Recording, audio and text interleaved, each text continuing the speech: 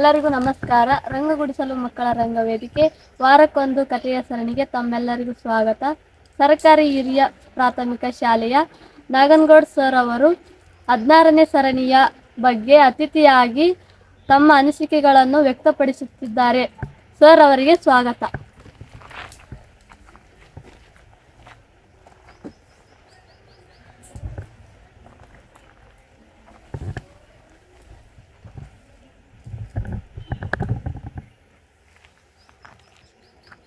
ಮೊದಲನೇದಾಗಿ ಈ ಒಂದು ರಂಗಗುಡಿಸಲು ಮಕ್ಕಳ ರಂಗವೇದಿಕೆ ವಾರಕ್ಕೊಂದು ಕಥಾಸರಣಿಗೆ ನನ್ನನ್ನು ಮುಖ್ಯ ಅತಿಥಿಯನ್ನಾಗಿ ಆಹ್ವಾನಿಸೋದಕ್ಕೆ ತುಂಬ ಹೃದಯದ ಧನ್ಯವಾದಗಳನ್ನು ತಿಳಿಸುತ್ತೇನೆ. ಧನ್ಯವಾದಗಳು ಸರ್. ನಾನು ಶ್ರೀ ರಾಘವೇಂದ್ರ ಅಳಪೇಟಿ ಸರ್ ಅವರ ಮಾರ್ಗದರ್ಶನದಲ್ಲಿ ಭಾಳಷ್ಟು ಕಥಾಸರಣಿಗಳು ಹೊರಬಂದಿದ್ದೇವೆ. ಆ ಎಲ್ಲ ಕಥಾಸರಣಿಗಳಿಗೆ ನಾನು ಫಾಲೋವರ್ ಆಗಿ ಕಥಾಸರಣಿಗಳನ್ನು ವೀಕ್ಷಿಸಿದ್ದೇನೆ.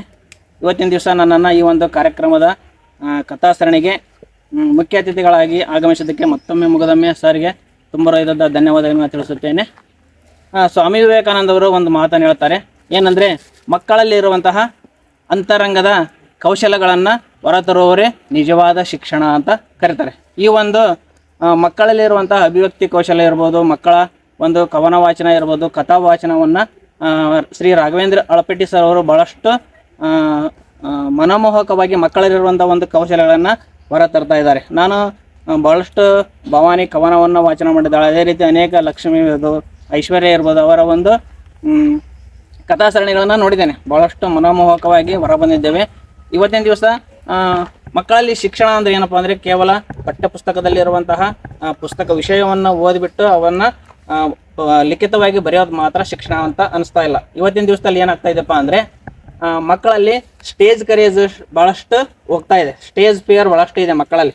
ಆ ಫಿಯರ್ ಹೋಗ್ಬೇಕಪ್ಪ ಅಂದರೆ ಇಂಥ ಸಣ್ಣ ಪುಟ್ಟ ಕಾರ್ಯಕ್ರಮಗಳಿಂದ ಮಕ್ಕಳ ಅಭಿವ್ಯಕ್ತಿ ಕೌಶಲ್ಯನೂ ಜಾಸ್ತಿ ಆಗುತ್ತೆ, ಸ್ಟೇಜ್ ಫಿಯರ್ ಕೂಡ ಕಡಿಮೆ ಆಗುತ್ತೆ. ಅದೇ ರೀತಿ ಈ ಒಂದು ಕಾರ್ಯಕ್ರಮವನ್ನು ಭಾಳಷ್ಟು ಯಶಸ್ವಿಯಾಗಿ ನಮ್ಮ ಶ್ರೀ ರಾಘವೇಂದ್ರ ಅಳಪೇಟಿ ಸರ್ ಅವರು, ವಿಶೇಷ ನಾಟಕ ಶಿಕ್ಷಕರು, ಅವರು ಈ ಒಂದು ಕಾರ್ಯಕ್ರಮವನ್ನು ಭಾಳ ಯಶಸ್ವಿಯಾಗಿ ಮಾಡ್ತಾ ಇದ್ದಾರೆ. ಅದೇ ರೀತಿ ಈ ರೀತಿಯ ಕಾರ್ಯಕ್ರಮಗಳು ನಮ್ಮ ಸರ್ಕಾರಿ ಶಾಲೆಗಳಲ್ಲಿ ಹೊರಬರುತ್ತಿರೋದ್ರಿಂದ ಮಕ್ಕಳಲ್ಲಿ ಏನಾಗುತ್ತಪ್ಪ ಅಂದರೆ ಸಾಹಿತ್ಯಿಕ ಅಭಿರುಚಿ ಉಂಟಾಗುತ್ತದೆ. ಅದೇ ರೀತಿ ಮಕ್ಕಳಲ್ಲಿ ಅನೇಕ ರೀತಿಯ ನಾವು ಮೌಲ್ಯಗಳನ್ನು, ಈ ರೀತಿಯ ಕಥೆಗಳಿಂದ ಅನೇಕ ರೀತಿಯ ಮೌಲ್ಯಗಳನ್ನು ಕೂಡ ಮಕ್ಕಳಲ್ಲಿ ಬೆಳೆಸ್ಬೋದು. ಅದೇ ರೀತಿ ಮಕ್ಕಳಲ್ಲಿ ಸ್ಪರ್ಧಾತ್ಮಕ ಮನೋಭಾವ ಬೆಳೆತೈತಿ. ಅವಳು ಕಥೆಯನ್ನು ಹೇಳ್ತಾ ಇದ್ದಾಳೆ, ಅವನ ಕವನವನ್ನು ಬರಿತಾ ಇದ್ದಾನೆ, ನಾನು ಯಾಕೆ ಬರಿಬಾರ್ದು?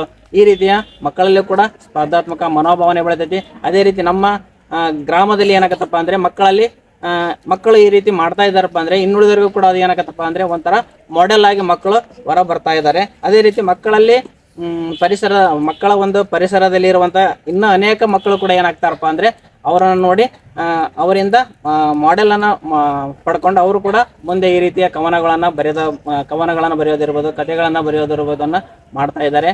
ನಮ್ಮ ಸರ್ಕಾರಿ ಶಾಲೆಯಲ್ಲಿ ಕೂಡ ಈ ರೀತಿ ಒಂದು ಕಾರ್ಯಕ್ರಮ ಬರ್ತಾ ಇದ್ದಾವೆ. ಇನ್ನು ಇದೇ ರೀತಿ ಅನೇಕ ಬೇರೆ ಬೇರೆ ಸರ್ಕಾರಿ ಶಾಲೆಗಳಲ್ಲೂ ಕೂಡ ಈ ರೀತಿಯ ಕಾರ್ಯಕ್ರಮಗಳು ಬಂದರೆ ನಮ್ಮ ರಾಜ್ಯ ಅಷ್ಟೇ ಅಲ್ಲ, ದೇಶದಲ್ಲೂ ಕೂಡ ನಾವೇನಪ್ಪ ಅಂದರೆ ಈ ರೀತಿಯ ಒಂದು ಕಾರ್ಯಕ್ರಮವನ್ನು ಜಾರಿಗೊಳಿಸೋದ್ರಿಂದ ಮಕ್ಕಳಲ್ಲಿ ಇರ್ಬೋದು, ಶಿಕ್ಷಣ ಕ್ಷೇತ್ರದಲ್ಲಿರ್ಬೋದು ಒಂದು ಸಂಚಲನವನ್ನು ಉಂಟು ಮಾಡಬಹುದು ಅಂತೇಳಿ ಹೇಳ್ತಾ ಇದ್ದೇನೆ. ಈ ಒಂದು ಕಾರ್ಯಕ್ರಮಕ್ಕೆ ನನ್ನನ್ನು ಮುಖ್ಯ ಅತಿಥಿಗಳನ್ನಾಗಿ ಕರೆದು ನನ್ನನ್ನು ಒಂದೆರಡು ಮಾತುಗಳನ್ನು ಆಡಲು ಅವಕಾಶ ಕೊಟ್ಟಂಥ ಸರ್ವರಿಗೂ ವಂದಿಸುತ್ತಾ ನನ್ನ ಎರಡು ಮಾತುಗಳನ್ನು ಮುಗಿಸುತ್ತೇನೆ. ಧನ್ಯವಾದಗಳು ಸರ್. ತುಂಬ ಹೃದಯ ಧನ್ಯವಾದಗಳು ಸರ್. Thank you. ಎಲ್ಲರಿಗೂ ನಮಸ್ಕಾರ. ರಂಗಗುಡಿಸಲು ಮಕ್ಕಳ ರಂಗ ವೇದಿಕೆ 16ನೇ ಸರಣಿಗೆ ತಮ್ಮೆಲ್ಲರಿಗೂ ಸ್ವಾಗತ. ಭಕ್ತಿ ಇಲ್ಲದ ಬಡವ ನಾನಯ್ಯ, ಕಕ್ಕಯ್ಯನ ಮನೆಯಲ್ಲೂ ಬೇಡಿದೆ, ಚೆನ್ನಯ್ಯನ ಮನೆಯಲ್ಲೂ ಬೇಡಿದೆ, ದಾಸಯ್ಯನ ಮನೆಯಲ್ಲೂ ಬೇಡಿದೆ, ಎಲ್ಲ ಪುರಾತನನು ನೆರೆದು ಭಕ್ತಿ ಭಿಕ್ಷೆವ ನಿಕ್ಕಿದೆಡೆಯನ್ನ ಪಾತ್ರೆ ತುಂಬಿತ್ತು ಕೂಡಲ ಸಂಗಮ ದೇವ. ಇದು ಬಸವಣ್ಣನವರ ವಚನವಾಗಿದೆ. ನನ್ನ ಹೆಸರು ಭಾಗ್ಯಶ್ರೀ, ತಂದೆ ದುರ್ಗಣ್ಣ. ನಾನು 8ನೇ ತರಗತಿಯಲ್ಲಿ ಓದುತ್ತಿದ್ದೇನೆ. ಸರ್ಕಾರಿ ಪ್ರೌಢಶಾಲೆ ಭೀಮನಹಳ್ಳಿ, ತಾಲೂಕು ಚಿತ್ತಾಪುರ, ಜಿಲ್ಲೆ ಕಲಬುರಗಿ. ನನ್ನ ಸಹಪಾಠಿಯಾದ ಸಮಾಧಾನನು ಹಿಲಿ ಮತ್ತು ಗುಬ್ಬಿ ಎಂಬ ಕಥೆಯ ಶೀರ್ಷಿಕೆಯನ್ನು ಇಟ್ಟುಕೊಂಡು ನಿಮ್ಮ ಮುಂದೆ ವಾಚನ ಮಾಡಲು ಬರುತ್ತಿದ್ದಾನೆ. ಸಮಾಧಾನ, ಅವನಿಗೆ ಸ್ವಾಗತ. ನಮಸ್ಕಾರ. ನನ್ನ ಹೆಸರು ಸಮಾಧಾನ. ಎಲ್ಲರಿಗೂ ನಮಸ್ಕಾರ. ನಾನು ಹೇಳುವ ಕಥೆಯ ಶೀರ್ಷಿಕೆ ಒಂದು ಗುಬ್ಬೆ ಹಾಗೆ ಇಲಿ. ಇಲಿ ಒಂದು ದಿವಸ ಮಂಡಳನ್ನು ತೆಗೆದುಕೊಂಡು ಬಂದು ಗಿಡದ ಮೇಲೆ ಕುಂತು ಮಂಡಳನ್ನು ತಿನ್ನುವಾಗ ಗುಬ್ಬಿ ಬಂದು ನನಗೆ ಕೊಡು ಎಂದು ಜಗಳವಾಡಿತು. ಅವಾಗ ಮಂಡಳನ್ನು ತೆಳಗೆ ಬಿಸಿಕಿ ತೆಳಗೆ ಬಿದ್ದಾಗ ಇಲಿ ತೋಲಕ್ಕೆ ಹೋಗಿ ಅದು ಬಿದ್ದಿತು.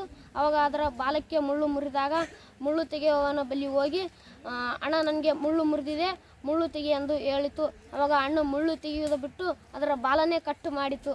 ಅವಾಗ ಅಣ್ಣ ನನ್ನ ಬಾಲನನ್ನು ಕೊಡು, ಇಲ್ಕ ಗಡಿಗೆನ ಕೊಡು ಅಂದಿತ್ತು.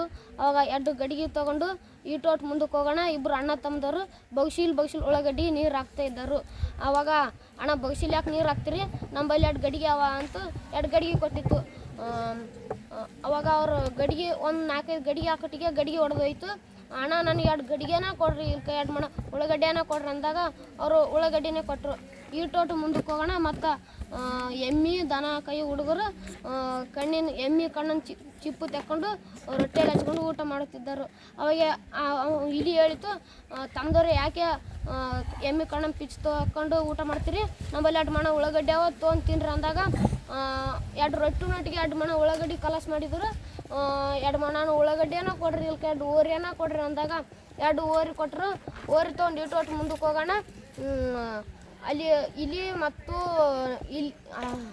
ಇಂಚಬತ್ತ ಅವನ್ನ ಈ ಬೆಕ್ಕು ನಾಯಿ ಅವನ್ನ ಕಟ್ಟಿ ಗಳೆ ಹೊಡೆಯುತ್ತಿದ್ದರು.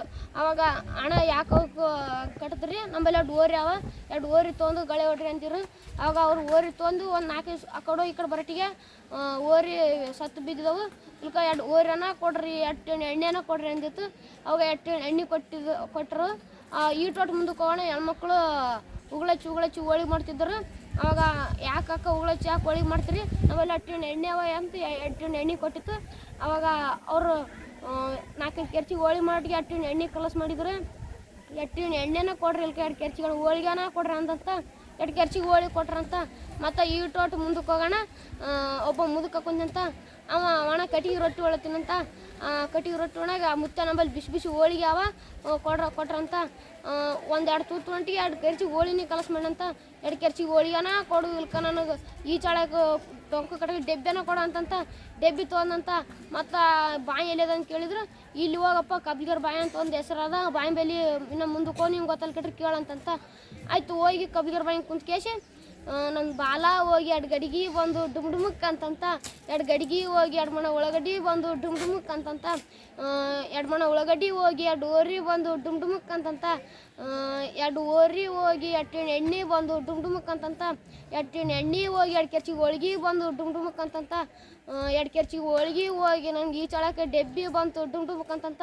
ಅವು ಹಸು ಬಿಸಿಗೆ ಡೆಬ್ಬಿ ಕಟ್ಕೊಂಡು ಈ ಚಾಳ ಬಿಟ್ಟು ಇಲ್ಲಿ ಏನು ಮಾಡಿತ್ತು, ಡೆಬ್ಬಿ ಬಿಸಿಗೆ ಅದು ಭೀ ನೀರಾಗ ಬಾಯಾಗ ಬಿತ್ತು. ಅಲ್ಲಿ ನಮಸ್ಕಾರ. ಧನ್ಯವಾದಗಳು ಸಮಾಧಾನ. ಕತೆ ಕೇಳಿದಿರಲ್ಲ, ಹೇಗಿತ್ತು ಎಂಬುದನ್ನು ಕಮೆಂಟ್ ಮೂಲಕ ತಿಳಿಸಿ.